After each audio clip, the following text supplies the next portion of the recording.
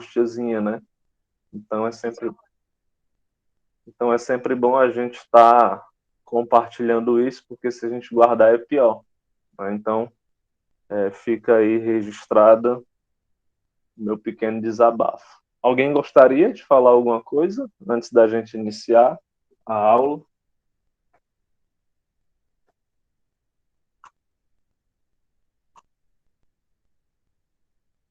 Não, né? Então vamos lá. Apresentar aqui a tela. Vai dar certo. No primeiro dia eu estava mais agoniado, né? Mas agora eu já estou mais tranquilo. Porque tem certas coisas que a gente não espera que aconteça com a gente, né? A gente sempre acha que vai acontecer com o vizinho, que vai acontecer, sei lá, com um amigo. Mas com a gente tem certas coisas que a gente nunca espera, né? Mas acontece. Acontece e não é bom não, viu, Negrado? A última vez que eu tinha sido roubado na minha vida foi um relógio. Eu tinha chegado tarde da faculdade, né? E o cara, quando eu desci do ônibus, o cara encostou uma faca e pediu meu relógio.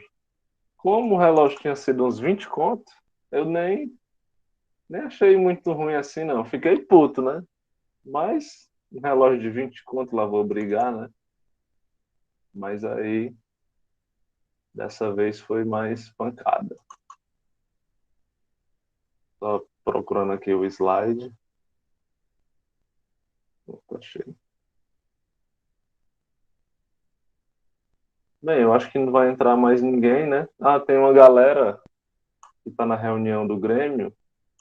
Por acaso eles pedirem aí para entrar, vocês me avisem, porque eu não enxergo nada aqui, porque eu estou compartilhando a tela, certo?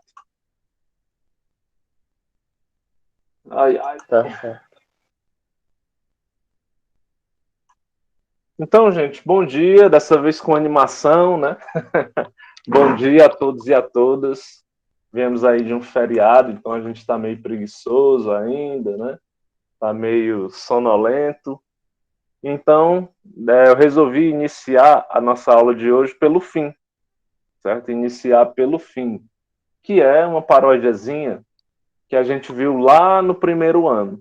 Aí eu vou tocar aqui para ver se vocês ainda lembram, certo? A letra da paródia está aí compartilhada na tela de vocês.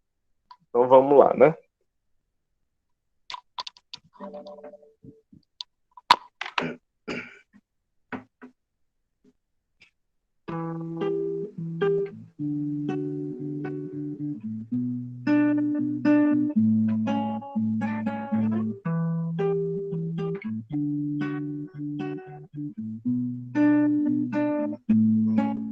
Vou te falar da filosofia. Uma matéria boa não fica aí à toa. Vou começar pela mitologia. Utilizava os mitos para explicar a vida. E cada explicação tinha um deus então. E tudo começou lá na Grécia Antiga. O povo reunido para adoração, e era assim o seu dia a dia. Tinha muita certeza por parte das pessoas, mas só queria te lembrar. Filosofia tem que ser estudada por nós, pois só assim aprenderemos a duvidar. Mas também quero te mostrar que a razão se sobrepôs ao mito. E a partir de hoje o povo vai pensar e viver e cantar, filosofando, não importa o dia. Vamos viver, estudar, aprofundando na na filosofia, vamos viver e cantar. Filosofando, não importa o dia, vamos viver, estudar, aprofundando na filosofia.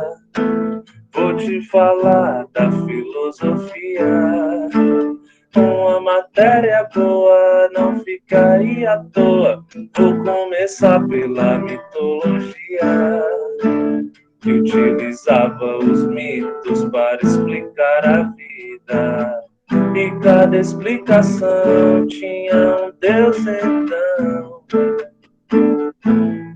E tudo começou lá na Grécia Antiga. O povo reunido para adoração. E era assim seu dia a dia. Tinha muita certeza por parte das pessoas, mas só queria te lembrar. Filosofia tem que ser estudada por nós, pois só assim aprenderemos a duvidar. Mas também quero te mostrar que a razão se sobrepôs ao mito.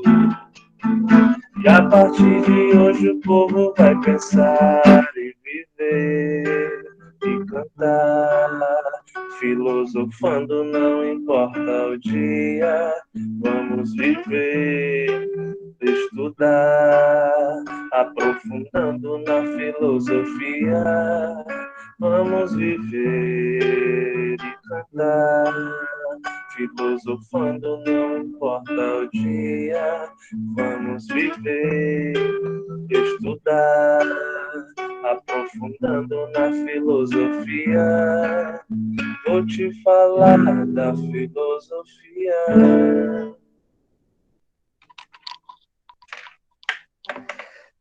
E aí, negrada? Lembraram? Deu pra cantar aí? Saudades até. Verdade, viu?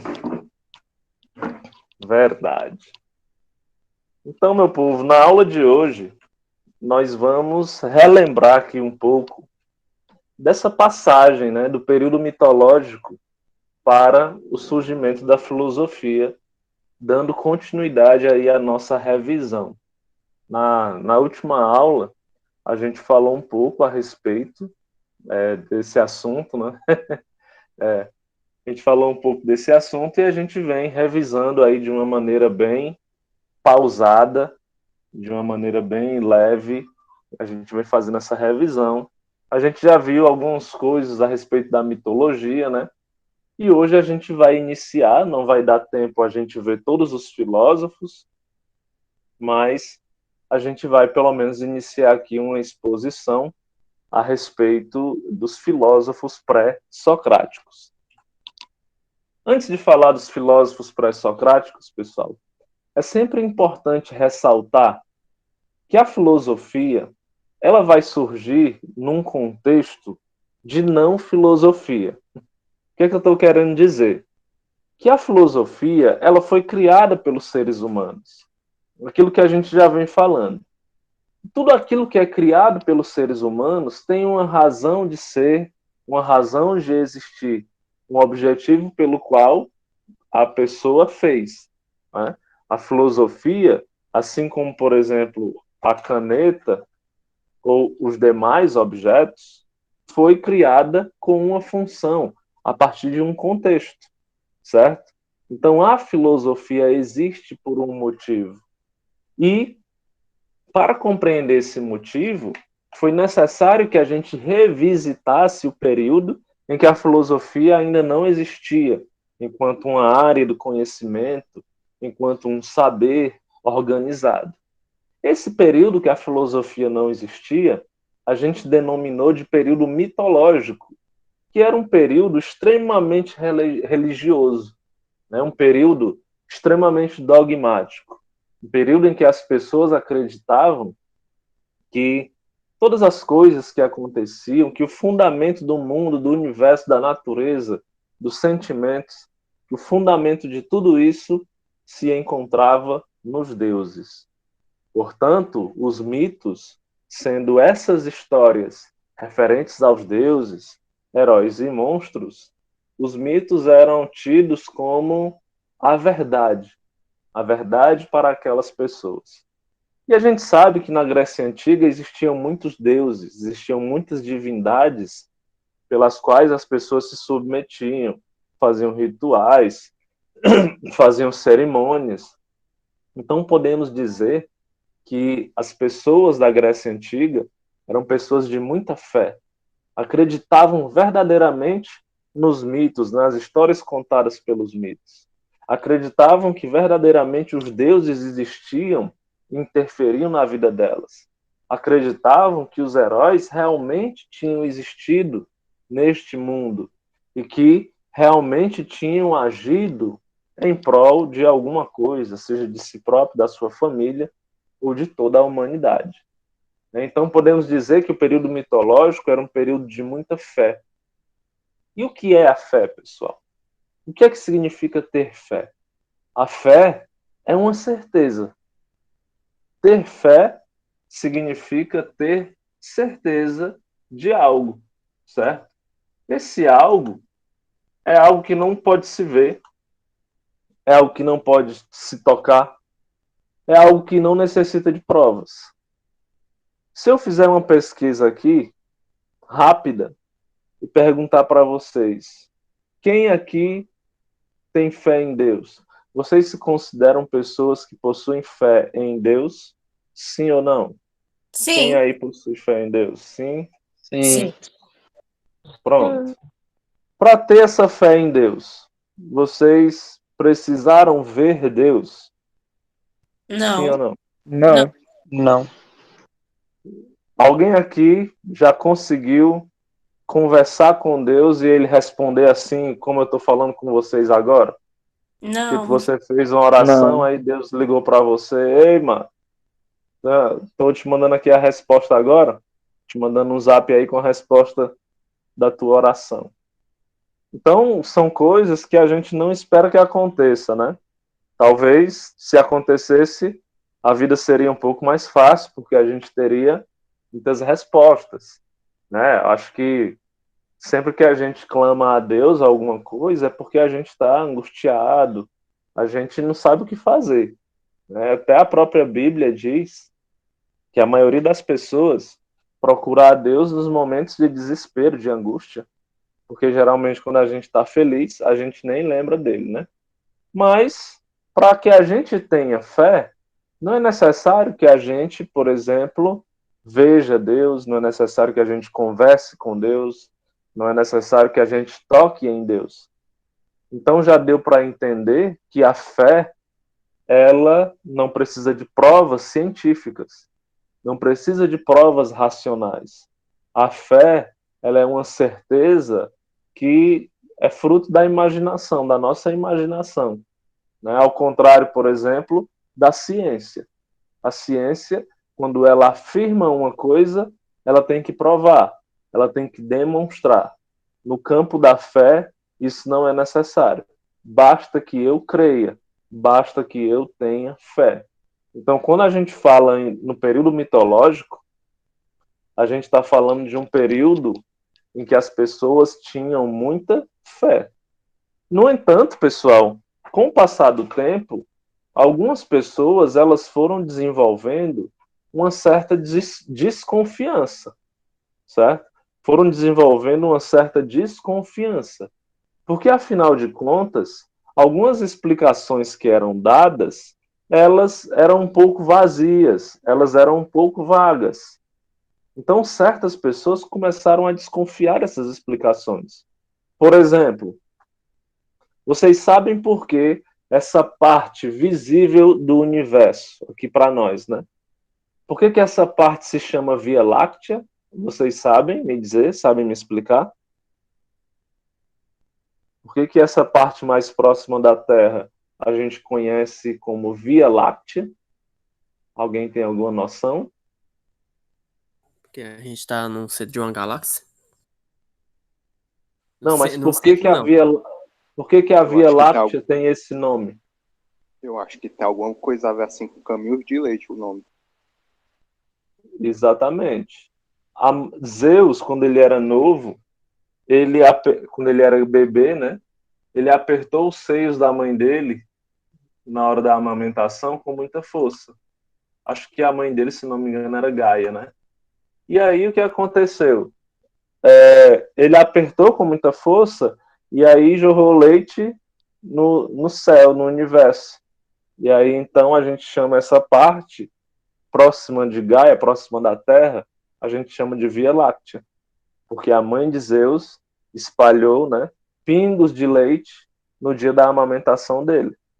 Então, assim, essa é uma história que para as pessoas que têm fé está explicado. O que são as estrelas da Via Láctea? São pingos de leite, entendeu? Para algumas pessoas, né, essa explicação tá ótima, mas para outras essa explicação não satisfaz. Vocês estão me entendendo aí? Estão conseguindo perceber? Sim. Uma outra história para a gente não ficar só no campo da Terra mitologia plana. grega, né? Hã? A Terra é plana. Uma outra história só para a gente não ficar no campo da mitologia grega, né? Por exemplo, há alguns anos atrás foi dito, né, que Deus desceu até uma montanha e aí chamou um dos seus discípulos, chamado Moisés, e escreveu numas pedras os 10 mandamentos, certo? Os 10 mandamentos. Não matar. O próprio Deus, com o seu próprio dedo, ó, foi lá na pedrazinha e escreveu. Aí, se vocês procurarem no YouTube, vocês vão encontrar um vídeo do Porta dos Fundos que eu acho muito interessante, que fala exatamente sobre isso, né? Porque segundo a ironia que eles fazem no vídeo, Moisés ele cria os 10 mandamentos a partir de problemas que ele estava enfrentando ali na comunidade, sabe? Por exemplo, amar a Deus sobre todas as coisas.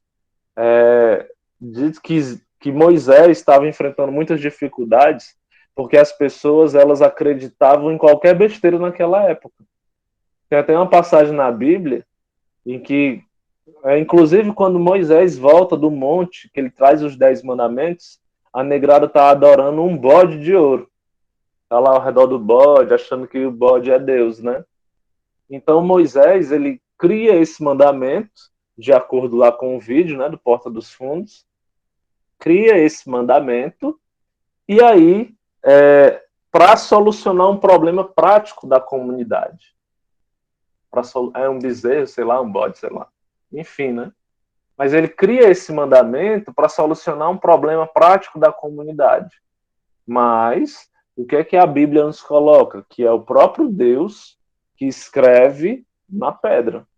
Então, para quem é cristão, acredita realmente de fato que os 10 mandamentos foram dados por Deus. Que realmente ele desceu do céu, foi até o monte que estava Moisés e escreveu lá, com um dedo de facão, né? Escreveu nas pedras. Então, são histórias que satisfazem alguns tipos de pessoas, né? Um tipo de pessoa específico, mas que não satisfez algumas pessoas naquela época. Estamos falando aí de mais ou menos 700, 800 anos antes de Cristo. E aí, sabe o que é que essas pessoas que estavam insatisfeitas com as explicações dadas pelos mitos fizeram? Alguém arrisca? O que é que essas pessoas Para se fizeram? questionar. Começaram a se questionar. Começaram a se questionar. Rapaz, será que os raios, será que é Zeus que manda mesmo? Será que é a chuva? Será que a chuva são os deuses que mandam? Será que o sol é realmente um deus? Começaram a desconfiar dessas coisas, especialmente daquelas ligadas aos fenômenos da natureza, principalmente essas. E aí, Rafael, como você falou, eles começaram a questionar, só que eles não tinham muitas ferramentas naquela época. Não tinha microscópio, não tinha telescópio, a questão dos mapas estava começando agora. Então, estava tudo muito no início, né? Então, a única coisa que eles poderiam fazer era sentar e observar. Sentar e observar. Mas observar com esse olhar crítico. Observar com esse olhar questionador. Observar o que, professor? A natureza. Então é aquele negócio. O cara vai se sentar ali e vai ficar olhando para a natureza. Vai ficar olhando para a natureza para quê? Para tentar perceber se é realmente os deuses que ordenam a natureza ou se a natureza ela tem uma lógica, uma vida própria. Estão entendendo o que eu estou querendo dizer? Como eu não acho suficiente as explicações dadas pelos mitos em relação à natureza, eu vou começar a observar a natureza para verificar se os deuses realmente atuam sobre ela ou se a própria natureza possui a sua lógica. E foi isso que esses homens, foi isso que essa galera fez. Sabe como foi que esses homens ficaram conhecidos ao longo da história? Alguém arrisca dizer? Pela tal daquelas histórias lá da Arqué, do Apeiron.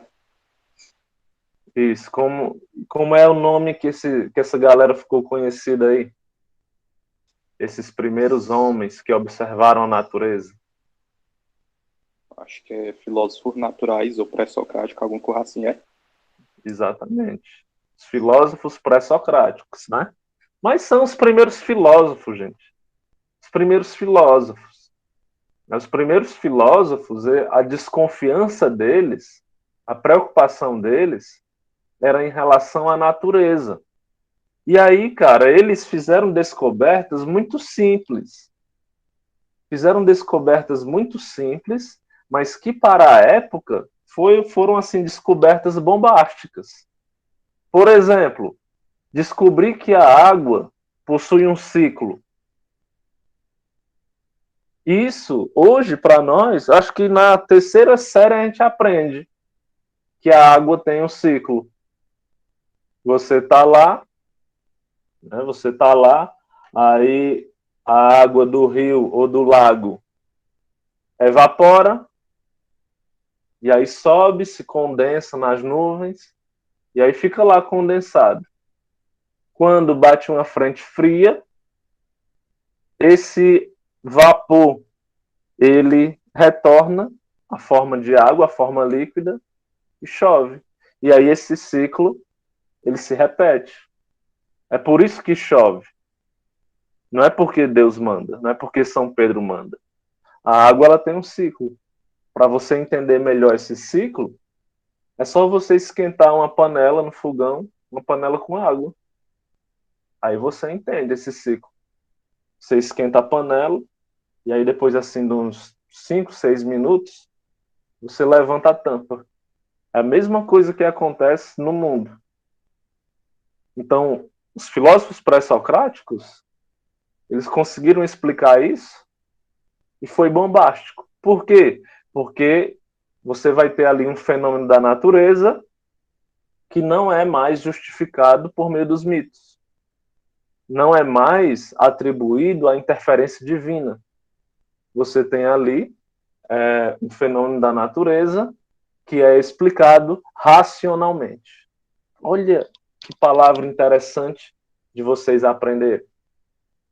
Um fenômeno da natureza que é explicado racionalmente, certo?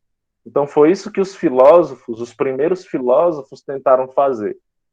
Observar a natureza e tentar explicá-la racionalmente. Ou seja, por meio do pensamento, não Não sendo necessário, portanto, utilizar a fé, utilizar a crença para explicar as coisas. Então vejam, buscou-se explicar as coisas por vias racionais, rompendo gradativamente com o pensamento mitológico. É isso que eu acabei de falar, né? Alguém tem alguma dúvida, gente, em relação a isso? A isso que eu estou falando? Alguém tem alguma dúvida? Alguma pergunta? Algum comentário? Não. Tá de boas, né? Sem dúvidas por Eu enquanto. acho que na medida em que eu vou falando, vocês vão até lembrando, né? Porque essas coisas vocês já viram. Então, ó, esses homens, pessoal, que eles começaram a duvidar da natureza e começaram a observar e buscar explicações de maneira racional, esses homens eles habitavam numas ilhazinhas, ó, pertinho da Ásia. Ficava ali localizado mais ou menos ao sul da Ásia. Mais especificamente, duas ilhas, né? A ilha de Mileto, e aí você vai ter aqui a cidade de Éfeso, certo? Mileto e Éfeso foram aí as duas primeiras cidades onde esses primeiros homens começaram a surgir, né? Depois foi se espalhando um pouco mais aqui por esse território, mas foi aqui especificamente, ó, Éfeso e Mileto, que esses primeiros filósofos começaram a surgir. Então, pessoal, esses primeiros filósofos, eles ficaram conhecidos por refletir sobre a natureza, certo? Por isso, a gente pode chamar eles por três nomes. O primeiro nome que a gente pode chamar eles é filósofos da natureza, certo? Filósofos da natureza. O segundo nome que a gente pode chamar eles é filósofos naturalistas, que é a mesma coisa. Praticamente a mesma coisa. E o terceiro nome que a gente pode chamar eles é de filósofos pré-socráticos. Esse terceiro nome, filósofos pré-socráticos, eles indicam, né? A palavra pré indica que esses filósofos vieram antes de Sócrates, certo? Antes de Sócrates. Não significa que eles viveram antes de Sócrates. Alguns desses filósofos viveram ali junto com Sócrates, né? Mas a gente classifica eles como pré-socráticos justamente pelo tipo de reflexão que eles fazem. Então, todo filósofo da Grécia Antiga que reflete sobre a natureza, ele é classificado como pré-socrático, mesmo que ele tenha vivido na época de Sócrates, ok? Então, o que é que os filósofos pré-socráticos eles buscavam, afinal de contas? Eles queriam encontrar o fundamento da vida, do universo, da natureza, mas sem recorrer ao sobrenatural. Eles queriam explicar o mundo, eles queriam explicar a natureza, eles queriam explicar de onde viemos, do que somos feitos, mas sem dizer que a resposta para isso tudo é Deus ou os deuses. Eu não sei vocês, pessoal, mas de vez em quando eu fico me perguntando essas coisas, sabe? Rapaz, de onde a gente veio? Qual o sentido da vida, cara? A gente está aqui para quê, sabe? A gente existe para quê? A existência, ela é Tava tão desse jeito ontem, sofrida, com né? essas crises existenciais. Exatamente. A vida existe para quê? Qual o sentido? Porque a gente nasce, cresce, aí depois morre. Para quê? Para quê? E aí os filósofos pré-socráticos, eles tentaram responder a primeira pergunta, porque são três perguntas fundamentais, né? De onde viemos, por que estamos aqui e para onde vamos. São três perguntas fundamentais da existência de qualquer ser humano. Como é muito difícil responder as três, os pré-socráticos tentaram responder pelo menos uma: de onde viemos. né? Qual é a origem de tudo? Qual é a origem de tudo? De onde surgiu a natureza?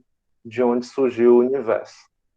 Só que eles não queriam admitir que a resposta para isso tudo estava nos deuses. É muito fácil dizer que está nos deuses, porque eu não preciso provar nada. Se eu digo que Deus fez o universo, eu não preciso provar nada. Basta que eu tenha fé e acredite. Agora, quando eu busco uma explicação racional para isso, aí eu tenho que provar.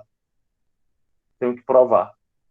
E eles tentaram provar, pelo menos de maneira racional. Certo? Então, em outras palavras, os filósofos pré-socráticos buscavam encontrar a arqué. Olha esse nomezinho aqui, ó. Os filósofos pré-socráticos buscavam encontrar a arqué. E o que é a arqué, pessoal? A arqué é o elemento que dá origem.